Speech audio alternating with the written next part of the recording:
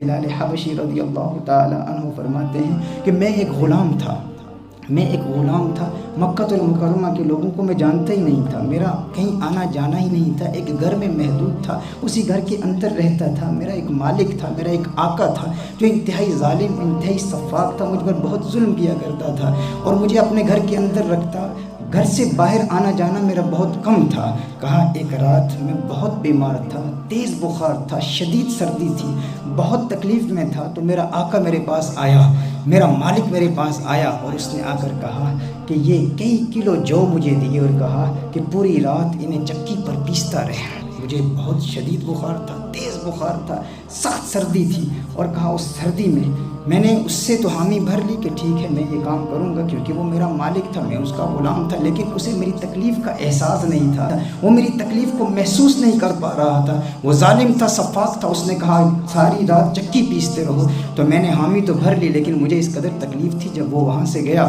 تو میں نے دودھ کا ایک پیالہ تھا، میں نے دودھ پیا، دوا لی، کمبل لپیٹ کے میں لیٹ گیا۔ کہا جب میں لیٹ گیا تو میری آنکھ لگ گئی، میں سو گیا۔ تو رات کے وقت وہ آتا ہے اور اس کمبل کو کھینچتا ہے اور بڑے تلخ لہجے میں مجھے کہتا ہے میں نے تجھے ایک ذمہ داری دی تھی، تو میرا غلام ہے، تو میرا نوکر ہے، تیرا کام ہے کہ تو حکم کی تعمیل کر، میں نے جو حکم دیا ہے تو اس پر عمل کر۔ اب تیرے لیے سزا یہ ہے کہ پوری رات تو چکی پیستا رہے گا، لیکن اب چکی پیسنے کے لیے ایک اور شرط بھی ہے، ہر چند کہ تجھے تیز بخار ہے، شدید سردی ہے، لیکن اب کھلے میدان میں تجھے چکی پیسنا ہوگی اور قمیص اتار کر چکی پیسنا ہوگی۔ کہا مجھے صحن میں، کھلے میدان میں، اوپر چھت بھی نہیں ہے، مجھے بٹھا دیا اور کہا تو چکی پیستا رہے اور پھر قمیص بھی اتار دیا۔ اب تصور کر سکتے ہیں کہ ایک انسان کو شدید بخار ہو، تیز بخار ہو، سخت سردی ہو اور قمیص بھی اتار دی جائے اور کھلے میدان میں کہا جائے کہ پوری رات تو چکی پیستا رہے۔ بلال حبشی رضی اللہ تعالیٰ عنہ فرماتے ہیں میں چکی پیس رہا تھا، ساتھ ساتھ میری آنکھوں سے اشکوں کی برسات جاری تھی، میں رو رہا تھا، میرے کراہنے کی آواز، میرے رونے کی آواز گھر سے کچھ باہر چلی گئی، لیکن اس وقت کیا ہوا؟ کمال ہوا، آمنہ کے لال کا گزر میرے گھر کے سامنے سے ہوتا ہے،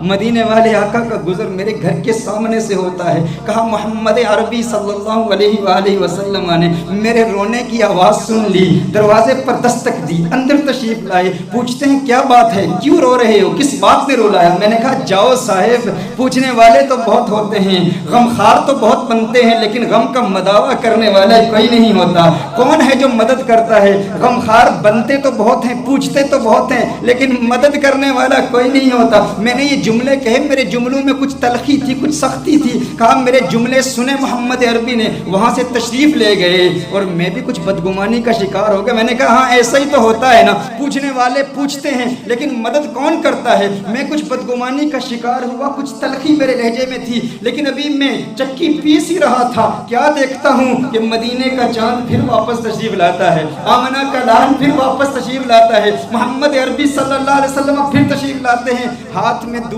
کا پیالہ ہے، چند کھجوریں ہیں، کہا ہے بلال یہ دودھ پی لو، کھجوریں کھا لو، کمبل لپیٹ کر مجھے بٹھا دیا، کہا ہے بلال تم بیٹھ جاؤ اور دیکھو میں کیا کرتا ہوں۔ کہا میں بیٹھ جاؤں؟ کیا آپ جانتے نہیں ہیں وہ بڑا سفاک ہے، بڑا ظالم ہے، بہت مارتا ہے، بہت سزائیں دیتا ہے، وہ تو مارے گا، سزائیں دے گا، ظلم کرے گا، ظالم ہے میرا آقا، میں تو چکی پیسنے پر معمور کیا گیا ہوں، پوری رات مجھے جاگنا ہے، چکی پیسنا ہے، یہ کام کون کرے گا؟ آمنہ کے لال نے کہا ہے بلال حبشی گھبرانے کی ضرورت نہیں، آج پوری رات تیرے لیے محمد عربی خود چکی پیستا رہے گا۔ کہا میں دیکھ رہا تھا یہ منظر، پوری رات آمنہ کا لال محمد عربی صلی اللہ علیہ وسلم مجھ بلال کے لیے، مجھ غلام کے لیے چکی پیستے رہے۔ جب سحری کا وقت ہوا سارا سامان مجھے دیا، وہاں سے چل دیے۔ یہ ایک رات کا واقعہ نہیں، کہا دوسری رات پھر تشریف لائے۔ احساس اس قدر تھا، میں آمنہ کے لال کو دیکھ رہا تھا، آئے دودھ کا پیالہ دیا، پھر کھجوریں دی، پھر کمبل میں مجھے کہا لیٹ جاؤ، میں لیٹ گیا، لیکن چپکے چپکے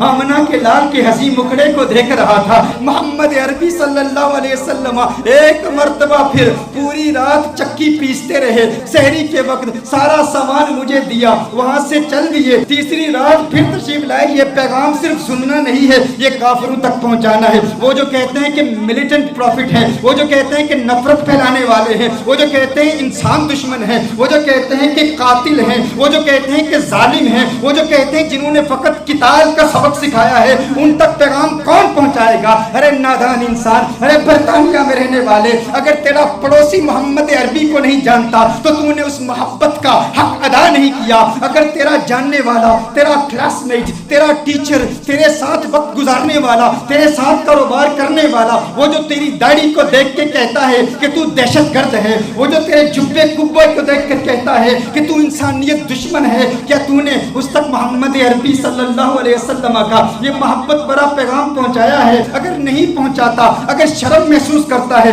ہچکچاہٹ محسوس کرتا ہے، غافل ہو جاتا ہے، سفر پہ ہے، تیرے ساتھ کوئی غیر مسلم ہے، تیرا کام ہے کہ تو اس تک بلال حبشی کی یہ واقعات پہنچا، تو اس تک پہنچا وہ واقعات کہ جس میں میرے آقا صلی اللہ علیہ وسلم کی وہ خوبصورت تعلیمات، وہ رحمت بھری تعلیمات، وہ محبت بھری تعلیمات، وہ پیار بھری تعلیمات اس کے دل میں جاگزی ہو جائیں۔ تو نے کیوں نہیں پہنچایا؟ تجھے اپنا پیسہ چاہیے، تجھے اپنی دولت چاہیے، تجھے اپنی عزت چاہیے، تجھے اپنی شہرت چاہیے، تو پاکستان سے ہجرت کر کے آیا، تو ہندوستان سے ہجرت کر کے آیا، تو اپنی اولاد کو بھول گیا، اپنی ترجیحات کو بھول گیا، اپنی تعلیمات کو بھول گیا۔ تو نے کہا میں نے تو دولت کمانی ہے، میں نے تو پیسہ کمانا ہے، لوگ حضور کے خلاف بولتے ہیں تو بولتے رہ جائیں، مجھے کیا پرواہ، مجھے تو پرواہ ہے اس دنیا کی، اس مال کی، اس دولت کی، اس عزت کی، اس عظمت کی، اس شہرت کی۔ ارے نادان انسان، اس وقت کو یاد کر جب قیامت کے روز محمد عربی صلی اللہ علیہ وسلم کے سامنے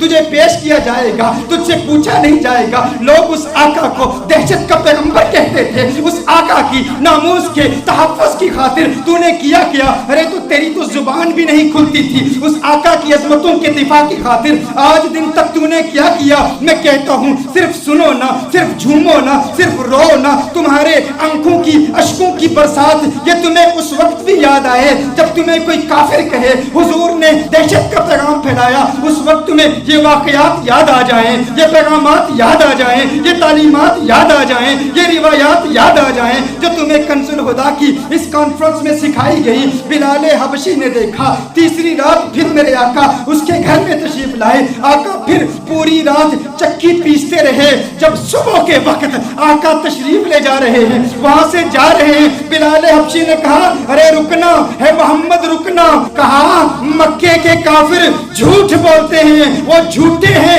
جو کہتے ہیں محمد جھوٹا ہے، میں بلال گواہی دیتا ہوں ارے جس آقا کو ایک غلام کے بخار کا احساس ہے وہ جھوٹا نہیں ہو سکتا، وہ سچا نبی ہے، وہ پیغمبر امن ہے، وہ پیغمبر رحمت ہے۔ میں کہتا ہوں آقا کے اس پیار بھرے پیغام کو پوری دنیا تک پھیلاتے رہو، پہنچاتے رہو، لوگوں کو بتاتے رہو۔ ارے جس کافر کو تم سمجھتے ہو وہ اسلام کا دشمن ہے، انہی پیغامات کو سیکھ کر آقا کا دیوانہ ہو جائے گا، آقا کا عاشق ہو جائے گا، آقا کے لیے جان قربان کرنے کے لیے تیار ہو جائے گا۔ پھر اسے بھی مدینے کی گلیاں اچھی لگیں گی، پھر اسے بھی طیبہ کی گلیاں اچھی لگیں گی۔ کیا نہیں دیکھتے یہاں وہ نوجوان بھی آتے ہیں جو کل غیر مسلم تھے، جو کل اسلام دشمن تھے، لیکن آج ہندوستان میں گزشتہ چند دنوں پہلے 5 غیر مسلموں نے اسلام قبول کیا۔ پہلے تو انہیں کفر کی گلیاں اچھی لگتی تھی، آج وہ بھی کہتے ہیں پھر کے گلی گلی تباہ، ٹھوکریں سب کی کھائے کیوں، دل کو جو عقل دے خدا تیری گلی سے جائے کیوں، رخصت قافلہ کا شور غش سے ہمیں اٹھائے کیوں، سوتے ہیں ان کے سائے میں کوئی ہمیں جگائے کیوں۔